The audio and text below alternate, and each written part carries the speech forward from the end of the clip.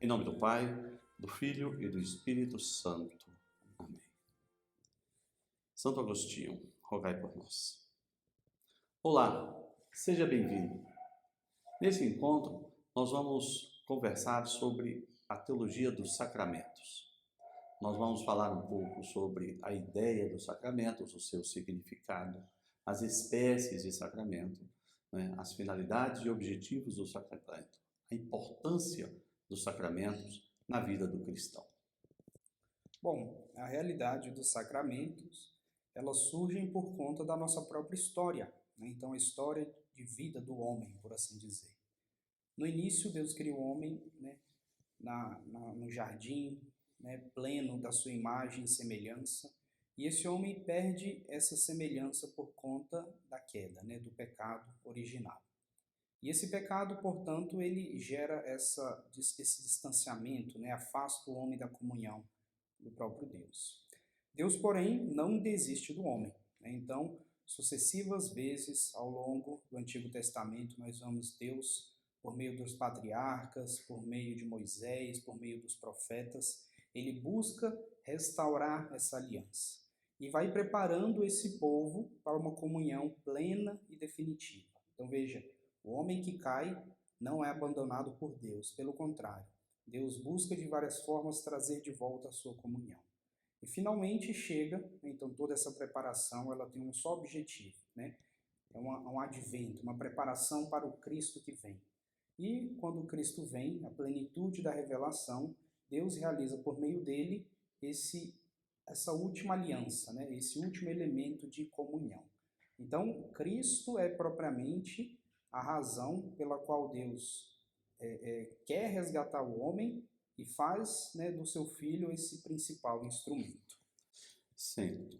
Mas, Jeová, então, qual é a relação da vinda de Cristo com os sacramentos da Igreja Católica? Em que momento nós podemos fazer essa relação entre Cristo, em seu advento, e os sacramentos? Podemos pensar, Gabriel, numa sentença que diz assim: os sacramentos são propriamente sinais, né, que são instituídos pelo próprio Cristo, confiados à Igreja, né, e que visam dispensar essas graças. Então, na pessoa de Cristo, nós temos aquele que institui os sacramentos como uma forma de dispensar, né, ou melhor, de termos acesso objetivamente às graças do próprio Deus. Então, pelo que nós estamos afirmando, aliás, não é possível imaginar o processo salvífico, a ação de Cristo, a instituição desta última e nova aliança sem os sacramentos. Ou seja, pensar na salvação oferecida por Deus por meio de Cristo é pensar nos sacramentos. Com outras palavras, eu não posso dissociar a salvação em Jesus Cristo das figuras dos sacramentos. Exatamente. É até interessante, eu aproveito e lhe faço essa pergunta, né? Dentro da Igreja Católica, nós temos essa visão, né, de que o sacramento ele é essencial para a nossa salvação. Porém, não é uma visão que é compartilhada dentro de algumas denominações protestantes, né? Me ajude a entender, né, como que eles entendem essa realidade sacramental, como que eles consideram. Bom, historicamente, o Martinho Lutero, quando dá início ao seu movimento, a partir de 1517, um movimento que passou a história com o nome de Reforma, ou Reforma Protestante, ele desconstrói toda a teologia dos sacramentos. Porque Martinho Lutero se baseou em 5 princípios que ele mesmo instituiu, né? E o primeiro princípio era o sola fide, ou somente a fé. Então, por meio desse princípio, sola fide, somente a fé, o fiel teria acesso a Deus e a todas as suas graças por uma relação direta do homem com Deus, sem a igreja, sem os sacramentos, sem os santos. Então, é uma visão, vamos dizer assim, subjetivista não é? De uma ligação direta entre o homem e Deus. Então, dentro dessa concepção, não há sequer a necessidade da teologia dos sacramentos. Embora algumas denominações, aquelas mais históricas, como por exemplo a Igreja Luterana e a Igreja Presbiteriana, eles falam de alguns sacramentos, né? Admitem o matrimônio e o batismo como sacramentos, a ordem, mas o sacramento, por exemplo, do batismo não é essencial para a salvação, né? Nas igrejas protestantes, inclusive nessas que consideram o batismo como um sacramento. Então, essa concepção de que as bênçãos de Deus nos vêm através dos sacramentos é uma concepção da doutrina católica e que foi alijada pelos protestantes logo no início do movimento no século XVI. Mas vamos voltar ao conceito. Eu gostaria de estabelecer um conceito de sacramento para que a gente pudesse dissecá-lo, não é? Item por item, para que as pessoas que nos assistem, né, tenham uma visão completa da ideia do sacramento. Bom, nós costumamos dizer então que os sacramentos são sinais. A primeira expressão é essa, são sinais sensíveis e eficazes, instituídos por Jesus Cristo, confiados à Igreja e por meio dos quais nos é dispensada a graça de Deus. A partir desse conceito, eu vou dissecá-lo e a gente vai comentar. Bom, o primeiro que a gente pode começar explicando melhor é aquela diferença entre sinal e símbolo, né? Aqui na definição você trouxe a palavra sinal, mas é importante, né? Porque a palavra símbolo ela é uma palavra cara também para a teologia. Então, a primeira pergunta que eu trago aqui para você, Gabriel, é qual que seria essa diferença de sinal e símbolo e como isso nos ajuda a compreender melhor a realidade sacramental? Vamos lá. A ideia do sinal, do signo, ela parte da noção de que um determinado objeto, uma determinada coisa, pode traduzir uma realidade distinta de si mesma, não é? Um sinal é um objeto, podemos imaginar um objeto, que uma vez apresentado a uma pessoa tenha em si um significado e esse significado revela algo distinto do próprio sinal, não é? Então, eu gosto do exemplo da aliança, né? Da aliança de casamento, né? Então, por exemplo, nós temos no mundo ocidental a ideia de que a aliança é um símbolo, um sinal de casamento. Então, a pessoa que usa uma aliança no dedo anelar da mão esquerda, quando essa pessoa é vista em público com este sinal, isto leva a uma realidade, isso traduz uma realidade, que é o fato da pessoa ser casada. Então, quando você vê uma pessoa com uma aliança, através daquele sinal você percebe que ela é casada, que ela contraiu um matrimônio. No entanto, esse sinal, que é a aliança, ele não traduz necessariamente a realidade, ele não é eficaz em si mesmo, ele apenas indica, E é nisso que ele se difere do símbolo, não é? Porque uma pessoa casada que usa aliança, se ela retirar a aliança, ela não deixa de ser casada. Por outro lado, se uma pessoa solteira colocar a aliança na mão esquerda, isso não faz dela uma pessoa casada. Então, o que é um sinal? O sinal é um elemento que, uma vez apresentada, ele aponta para uma realidade distinta daquele próprio objeto, não é? Do próprio sinal. Então, a aliança indica que a pessoa é casada. É isso? Muito bem. Os sacramentos eles vão além da ideia do sinal, não é? Eles têm um elemento, eles têm uma figura que nós podemos pensar como um símbolo, porque o símbolo já traduz uma realidade mais concreta, não é? Já produz o resultado que deveria significar. Então, nós dizemos que os sacramentos são sinais eficazes, Ou seja, eles são sinais, mas eles produzem o resultado, o significado que eles querem traduzir. Como, por exemplo, na causa do batismo mesmo, né? Quando nós batizamos uma criança, né? E fazemos, né, aquele gesto de lavá-la com a água, o sacramento tem a força transformadora também de lavar. Então, Exato. não só aparentemente sinaliza uma purificação, uma limpeza, como essencialmente na sua própria natureza ele significa, né, uma purificação. Esse exemplo do batismo produz um conhecimento claro do sacramento. O ato do sacerdote ou do diácono, né, derramar água sobre a cabeça do batizando, não é? Em nome do Pai, do Filho e do Espírito Santo, simbolizando ali uma lavagem daquela alma do pecado original e de eventuais pecados pretéritos quando se batiza na idade adulta. Este elemento simbólico não é apenas simbólico, ele é eficaz, porque o batismo opera na realidade, não é? Na transcendência, na realidade espiritual, a lavagem daquela alma.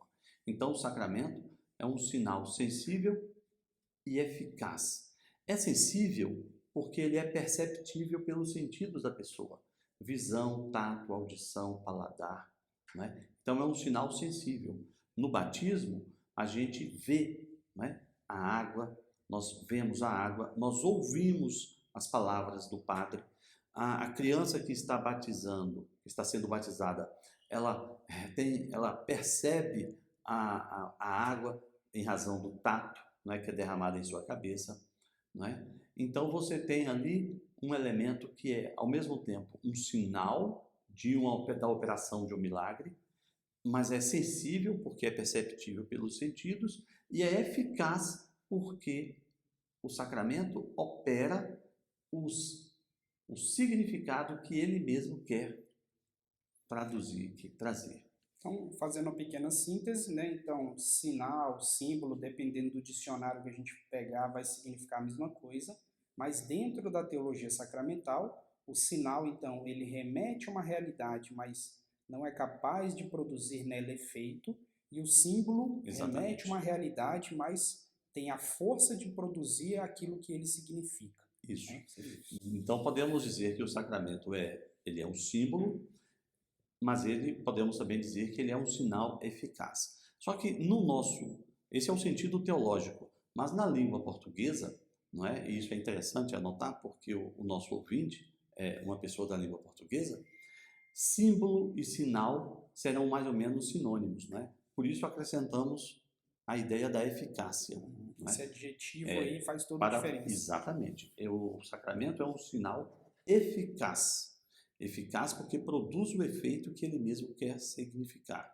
Ele não só significa, ele produz aquele significado, ele produz o efeito significado. Perfeito.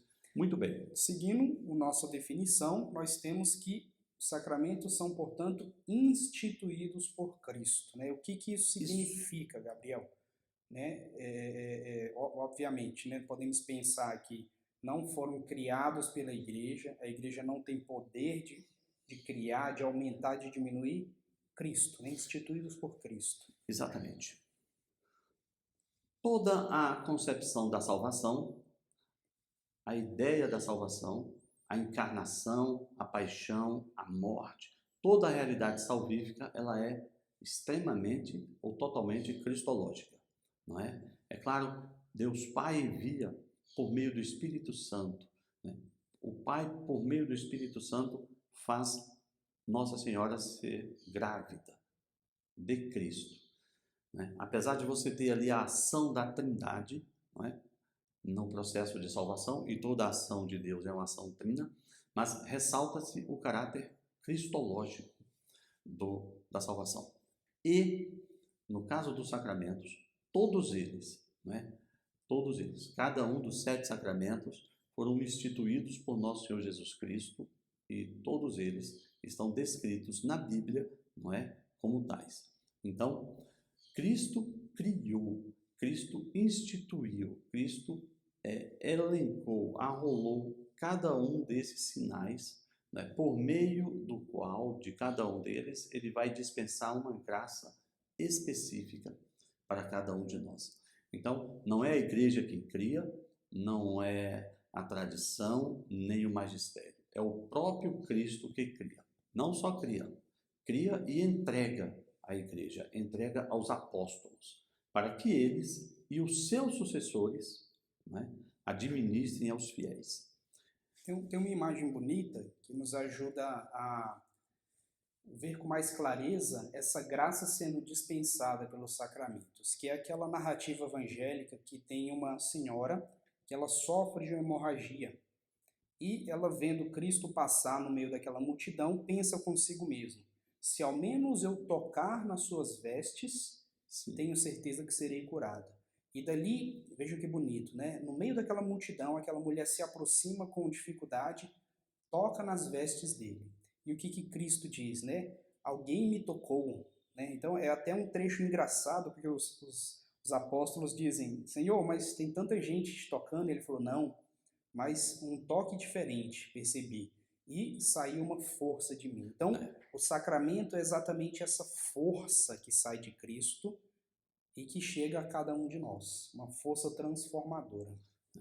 É interessante porque no caso aí do milagre da chamada mulher hemorroíça, você tem o sacramento da unção dos enfermos, não é? Ela toca nas vestes de Cristo, ele está sendo apertado porque é uma multidão. Os apóstolos perguntam, como você disse, ele percebo que de mim saiu o poder. Então é um toque diferente, é um toque com fé, não é? E as mulheres, não só as mulheres, as pessoas de hoje, as pessoas que viveram após a ressurreição, como é o caso de toda a igreja, essas pessoas não podem mais tocar fisicamente em Jesus. Essas pessoas não têm mais Cristo aqui como um homem para que nele, tocando, possam receber a cura. Então, para essas pessoas, para a igreja, Cristo institui o sacramento da unção dos enfermos. Então, todos nós temos hoje a possibilidade que teve a mulher hemorroíça de tocar em Jesus. Não podemos tocar fisicamente, mas por meio do sacerdote, quando nos administra a unção dos enfermos, nós estamos ali tocando em Jesus e podemos, ser curados fisicamente, e se não formos curados fisicamente, ainda assim seremos muito melhor curados na alma, com o perdão dos pecados, e com a obtenção da graça salvífica por meio desse sacramento. E daí a gente já vai entrando no terceiro ponto da nossa definição. Então, Cristo confia esses sacramentos, não a qualquer pessoa, não a qualquer instituição, mas assim como aquela mulher pôde tocar no Cristo, também hoje podemos tocar nesse Cristo. E como é, Gabriel, que os sacramentos chegam hoje até nós? Por meio de quem? Na nossa definição, nós falamos que Cristo instituiu os sacramentos e os confiou à igreja. Veja, Cristo escolheu 12 apóstolos e lhes confiou os sacramentos. Esses 12 apóstolos foram escolhendo os seus sucessores e com o passar do tempo, esses sucessores foram escolhendo outros, por meio de uma cadeia interminável de sucessões, e chegamos até hoje aos nossos bispos, aos nossos presbíteros. Então, os sacramentos somente podem ser administrados por aquela instituição a quem Cristo lhes confiou, que é a Igreja Católica. E nós podemos falar isso pela autoridade, pela realidade histórica e teológica da sucessão apostólica. E essa própria questão da sucessão apostólica nos coloca diante de um outro elemento. Então, são, na verdade, os bispos que têm a responsabilidade de santificar. Por exemplo, um presbítero, um padre, então ele tem que estar auxiliando aquele bispo, porque a missão principal, então, foi confiada aos 12 e a sucessão, aos sucessores desses 12, não é verdade? Exato.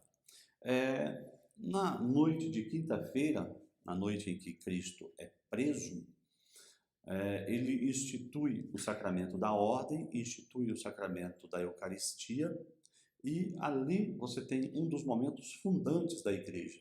Está Cristo e mais os 12 apóstolos, né, o colégio apostólico. São esses 12 que detêm, vamos dizer assim, a competência plena e original para administrar os sacramentos, pois receberam do próprio Cristo, instituidor dos sacramentos. É claro que a igreja cresce, começa a se desenvolver, e nós percebemos ali mesmo, ainda nos tempos apostólicos, nos tempos das cartas paulinas, a figura do presbítero, dos anciãos que vão auxiliar os bispos, não é, na condução da igreja. E como você disse muito bem, os presbíteros, que nós chamamos hoje, né, informalmente de padres, e também os diáconos, quando administram os sacramentos, eles o fazem em comunhão com o seu respectivo bispo, titular, né, da competência para a administração do sacramento. Então, os sacramentos são confiados à igreja nas pessoas dos seus bispos, que os administram com o auxílio dos presbíteros e até dos diáconos, não é? Então, chegamos agora à última parte da definição. Para que servem os sacramentos? Então, vimos que são sinais eficazes instituídos pelo próprio Cristo, confiados à sua igreja e que dispensam as graças. Então vejam que a finalidade última da vida cristã não é ficar recebendo os sacramentos. Então recebemos os sacramentos tendo em vista uma finalidade maior. A finalidade última da vida do homem é alcançar a plena felicidade que se dá na comunhão divina. Portanto, uma forma ordinária como nós temos de alcançar essa comunhão é por meio da vida da graça. Então, aquela graça que nos é dada no momento do nosso batismo, ou melhor, aquelas portas que são abertas no momento do batismo, ao longo da nossa vida, assim como nós precisamos nos alimentar cotidianamente, também precisamos receber da parte de Deus essas graças. Então, Deus se utiliza de muitos instrumentos para nos tocar com a sua graça? Sim. Porém, existem instrumentos que de maneira objetiva nos tocam. Então, uma pessoa que de maneira sincera, de maneira arrependida, aproxima-se do sacramento da confissão, confessa e arrependido dos seus pecados, pede perdão a Cristo na figura do sacerdote, objetivamente a graça de Deus toca aquela pessoa. Então vejam que para alcançar a comunhão divina, necessitamos da graça. E os sacramentos são esses instrumentos ordinários, esses instrumentos em que objetivamente podemos contar com essa graça divina. Então, os sacramentos, em última análise, são instrumentos, são meios pelos quais Deus nos dispensa a sua graça, não é? Ou seja, o sacramento não é um fim em si mesmo, não é? O fim de todo esse processo é a salvação do homem, é a realização plena do homem na comunhão com Deus. E eu alcanço essa comunhão por meio de uma vida de sacramentos, não é? Ou seja, os sacramentos são os canais por meio dos quais eu obtenho a graça de Deus. Então, para finalizar, vamos arrolar os sacramentos, não é? Vamos dizer quais são os sacramentos, não é? A respectiva graça alcançada por ele, e depois nós gravaremos, né, um estudo sobre cada sacramento individualmente. Perfeito. Bom, os sacramentos são em número de... São 7 os sacramentos, né, instituídos por Cristo. Isso. São divididos em 3 categorias, por assim dizer. Os chamados sacramentos da iniciação, são eles na ordem teológica, né, batismo, crisma e eucaristia. Os sacramentos de cura, que são eles o sacramento da penitência, da confissão, e o sacramento da unção dos enfermos, chamado anteriormente de extrema unção. E, por fim, os sacramentos de missão, por assim dizer, né, que são os sacramentos da ordem nos seus 3 graus e o sacramento do matrimônio. Exatamente. Então, é interessante você pensar que os sacramentos são O batismo, por meio dos quais nós nos ligamos a Cristo, nós nos ligamos à igreja, nos tornamos católicos e temos o perdão dos pecados, do pecado original. Depois disso, os sacramentos da crisma, por meio do qual nós confirmamos a nossa fé e por meio do qual nós recebemos uma porção do Espírito Santo para nos tornarmos defensores da fé. O sacramento da Eucaristia, por meio do qual nós alimentamos o nosso corpo e a nossa alma com o corpo e o sangue de nosso Senhor Jesus Cristo. O sacramento da reconciliação, por meio do qual nós obtemos o perdão dos pecados cometidos. O sacramento da unção dos enfermos, onde nós recebemos a cura, podemos receber a cura numa situação de risco de morte. O sacramento do matrimônio e o sacramento da ordem, por meio dos quais nós vamos servir a Deus e a igreja, seja na condição de uma pessoa, um homem ou uma mulher casado, seja por meio do sacramento da ordem, do sacerdócio, da vida religiosa. É interessante você notar que os sacramentos, eles permeiam a vida da pessoa. Eu vou até alterar a ordem. Você nasce e você então deve ser batizado. Você alcança a idade da razão, a plena consciência, e você então é crismado, confirmando a sua fé professada no batismo pelos seus pais e padrinhos. Ao longo da vida você precisa ser alimentado. Você tem a Eucaristia. Ao longo da vida você comete pecados. Você tem a reconciliação. Ao longo da vida você precisa dedicar-se a Deus e à igreja. Você tem o matrimônio e a ordem. E em algum momento da vida você pode estar diante da morte. Você tem a unção dos enfermos. Então, a vida cristã, a vida católica, é uma vida cercada, plena de sacramento. E assim será plena da graça de Deus. Exatamente. Então, encerramos aqui essa nossa aula.